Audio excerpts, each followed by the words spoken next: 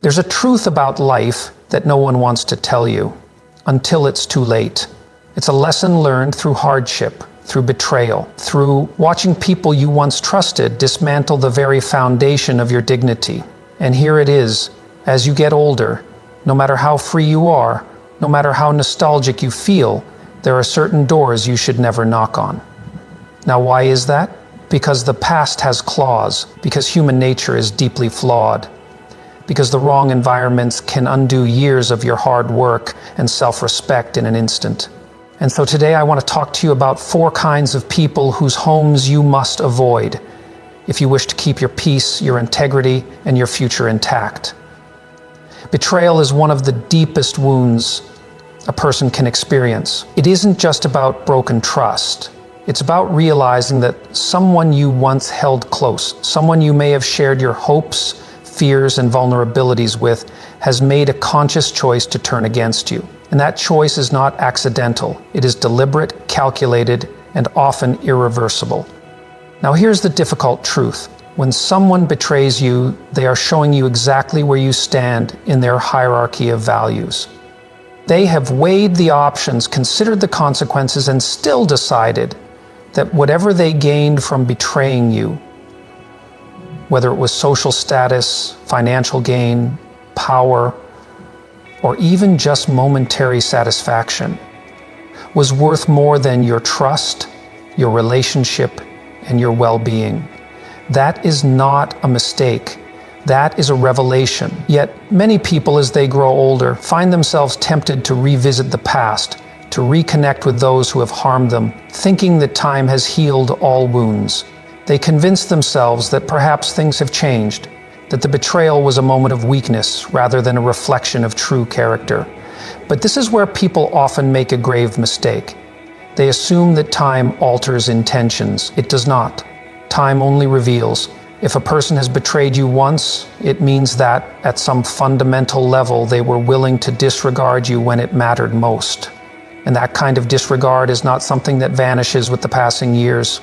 The moment you step back into the home of someone who has betrayed you, you are offering them an unspoken message that what they did to you had no lasting consequence, that despite their willingness to hurt you, you are still willing to re-enter their world. And what does that do? It gives them permission to do it again. It shows them that their actions carried no real cost. People who betray others are often not driven by guilt or regret. They are driven by opportunity. If they sense that the door is still open, that the past has been erased without accountability, they will see no reason to act any differently than they did before. And here's the truly painful part. Sometimes the people who betray us are the ones we least expect.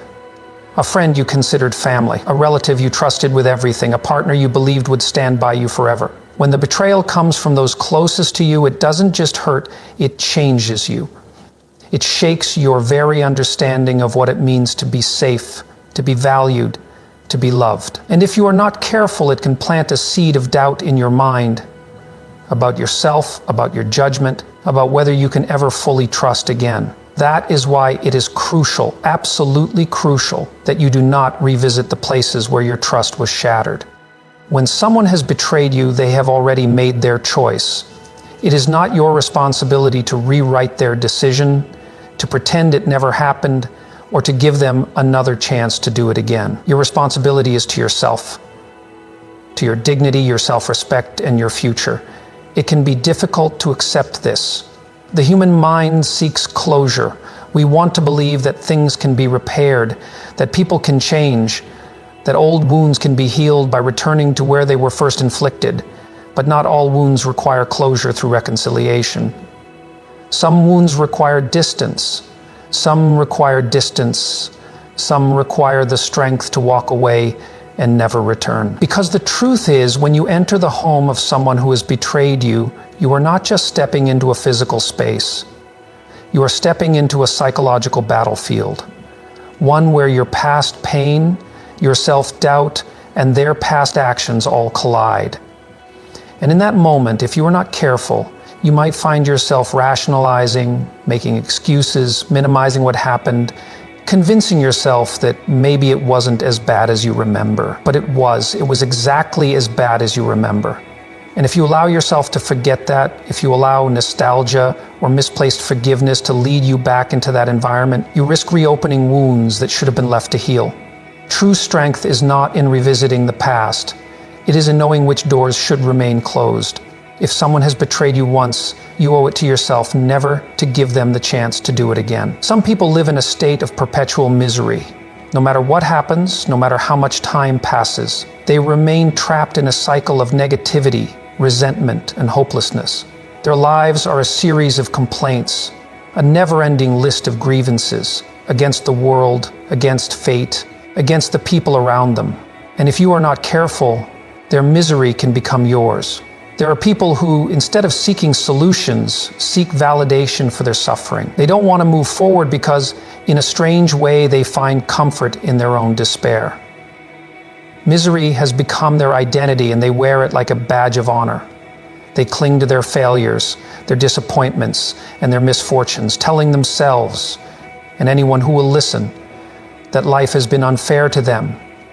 But the truth is, life has been unfair to everyone. The difference is how people choose to respond. When you step into the home of someone who thrives on misery, you are entering an environment where negativity is the dominant force. The air is heavy with complaints, with bitterness, with a deep-seated belief that things will never get better. And whether you realize it or not, this has a profound effect on you. Human beings are deeply influenced by their surroundings. If you spend enough time around negativity, it begins to shape your thoughts, your emotions, and even your perception of your own life.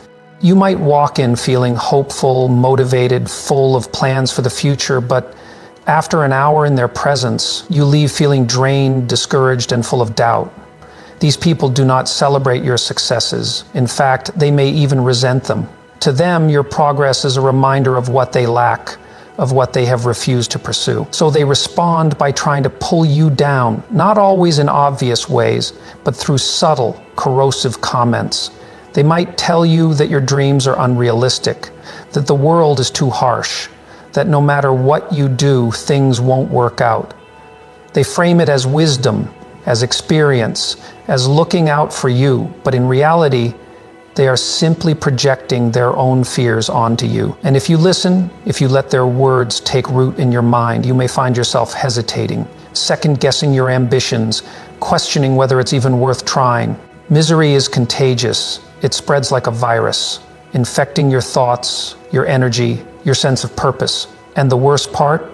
It's not easy to recognize when it's happening. The shift is gradual. You start by sympathizing, by listening, by offering advice. But over time, you find yourself absorbing their worldview. Their doubts become your doubts. Their cynicism seeps into your thinking. Without realizing it, you begin to mirror their negativity, seeing problems instead of solutions, obstacles instead of opportunities. This is why you must be ruthless in protecting yourself from these environments. No matter how much you care about someone, no matter how much history you share, you cannot afford to let their misery dictate your mindset. It is not your responsibility to fix them, to pull them out of the hole they have chosen to remain in. You can offer support, you can encourage them, but if they refuse to change, you must be willing to walk away. The hard truth is that some people do not want to be saved. They are more comfortable complaining than changing. And if you let them, they will drag you into their misery, not out of malice, but because they cannot bear to be alone in their suffering. They need company, and if you are not careful, you will become exactly that. Your mindset is everything. The way you see the world shapes your actions, your decisions, your future. And if you allow yourself to be surrounded by negativity, by hopelessness, by people who do nothing but complain, you will slowly become one of them. Protect yourself, protect your mind, because the cost of allowing their misery into your life is far greater than you realize. As we grow older, we inevitably change. We encounter experiences that shape us, develop new perspectives, and cultivate qualities that weren't there before. Growth is not just about success. It's about evolving into someone better, someone wiser, someone more self-awareness.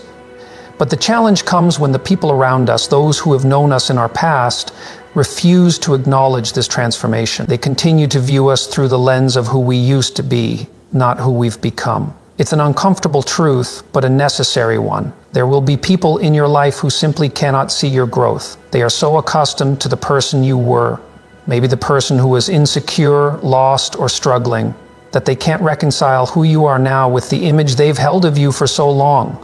This isn't necessarily malicious. It's simply the result of their attachment to the past and their inability to accept that change is not just inevitable, but essential. This kind of dynamic can be incredibly stifling. When you're around these people, you start to feel as though you're always being reduced to your past mistakes, weaknesses, and failures. They don't celebrate your progress, your achievements, or your growth. Instead, they keep bringing up who you once were, pointing out your old habits or past errors. You find yourself trapped in a version of yourself that no longer exists, and the longer you remain in this environment, the harder it becomes to break free.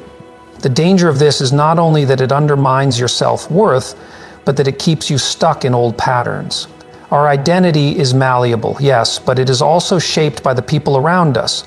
When we are surrounded by individuals who refuse to see our growth, it becomes increasingly difficult to believe in our own transformation.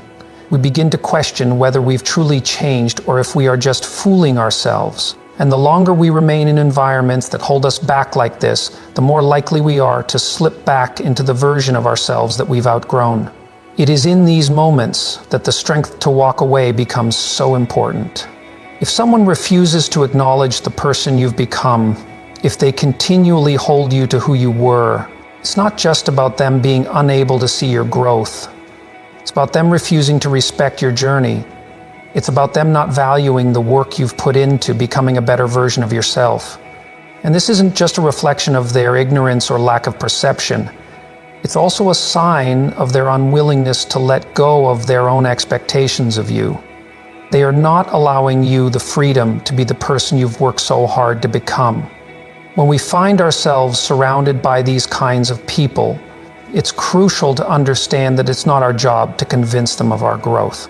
You cannot force someone to change their perception of you, especially if they are deeply invested in seeing you as a past version of yourself. It's not about proving your worth to them. It's about honoring your own evolution and recognizing that some people simply won't be able to understand it. The key here is to protect your own sense of identity and to surround yourself with those who appreciate the person you have become, not the one you used to be. It's about seeking out people who support your growth, who recognize the progress you've made, and who encourage you to continue evolving. These are the people who will see you for who you are, not for who you once were. They will help you keep moving forward, not pull you back to where you've already been. Ultimately, growth is a personal journey. It's about shedding old layers, confronting old wounds, and stepping into a new version of yourself. But if you continuously place yourself in environments where people are stuck in the past, you risk losing sight of your own growth. And that's a dangerous thing. Sometimes the only way to honor your transformation is to distance yourself from those who refuse to recognize it, because you deserve to be seen for who you truly are, not for who you used to be. The most dangerous kind of person to let back into your life is the one who resents your growth. This individual may have been close to you at one point, but as you began to evolve and improve, something within them began to shift. Instead of supporting your transformation, instead of celebrating your achievements, they became envious, resentful, and at times outright hostile. This resentment isn't always obvious. It's not always expressed through open criticism or overt jealousy. Often it's much more subtle, a quiet undermining of your progress, a whispered doubt, or a backhanded compliment that masks their discomfort with your success. The reason this is so dangerous is that their resentment can create a toxic environment for you. They may pretend to be happy for you, smile at your successes, and tell you how proud they are of you, but their words often don't match their true feelings. Beneath the surface, they're quietly questioning your worth, your abilities, or your right to succeed. The problem with this is that it doesn't just affect you externally. Their resentment can creep into your own mind, sowing seeds of doubt and insecurity. You may start to wonder if your progress is truly deserved, if you really have what it takes, or if you're somehow fooling yourself into thinking you're changing for the better. This kind of person is toxic because their feelings of inadequacy, their fear of being left behind, and their unwillingness to accept their own stagnation can all be projected onto you. It's a form of manipulation disguised as concern. They will downplay your victories, make light of your ambitions, and question your decisions, not because they have any legitimate reason to, but because seeing you succeed forces them to confront their own failures, their own fears, and their own refusal to move forward. And the worst part is, they may not even consciously realize they're doing it. Their resentment is born out of their own internal struggles, but the impact on you is very real. If you're not careful, the negative energy they project can begin to cloud your judgment. You may start to doubt whether your success is really something to be proud of, or if it's somehow an affront to their suffering. This kind of emotional manipulation can be so subtle that it's hard to pinpoint exactly when it starts to take hold.